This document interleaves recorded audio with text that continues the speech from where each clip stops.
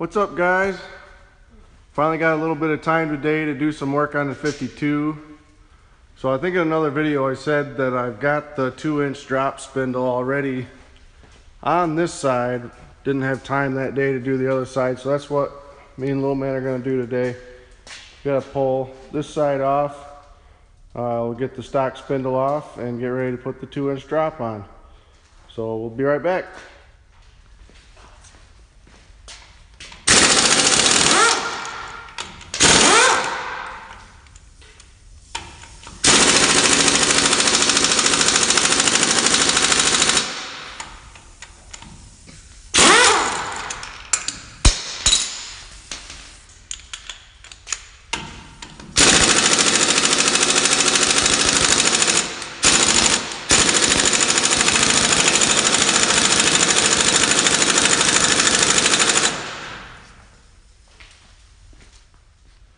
Alright, once you get your wheel off, take your brake caliper off, pop off your dust cover on your bearing, pull your cotter pin.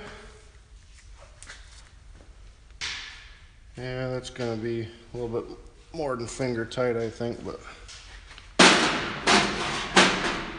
not much. Instead of walking over to the toolbox to get the right tool, we'll just do this. There we go.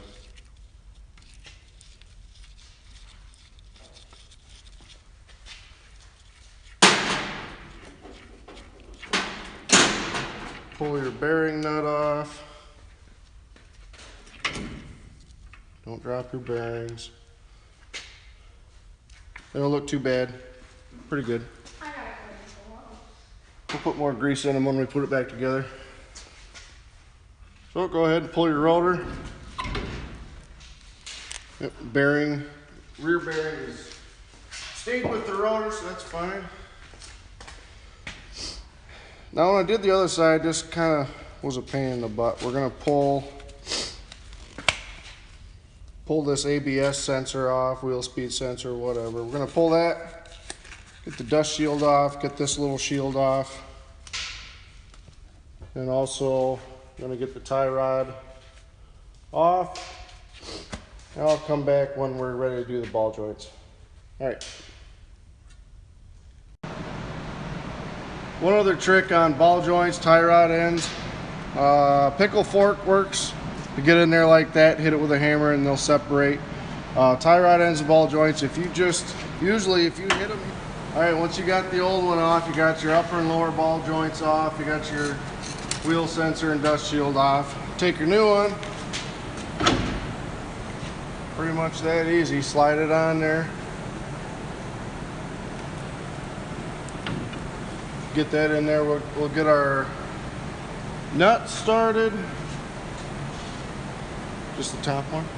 Yeah. Where's the bottom one? No. Stop it. Okay, once you got your new one in there, set it over the bottom ball joint. Get your top one down in there. It's a little tricky, especially on a truck like this that's not built. It's pretty light. You gotta put either a jack, if you're doing it on the floor, use a floor jack or something underneath this lower control arm to lift it up, and then use a pry bar to bring this this upper control arm down so you can get the nut started. So it should be started now. We'll go ahead and run it on there.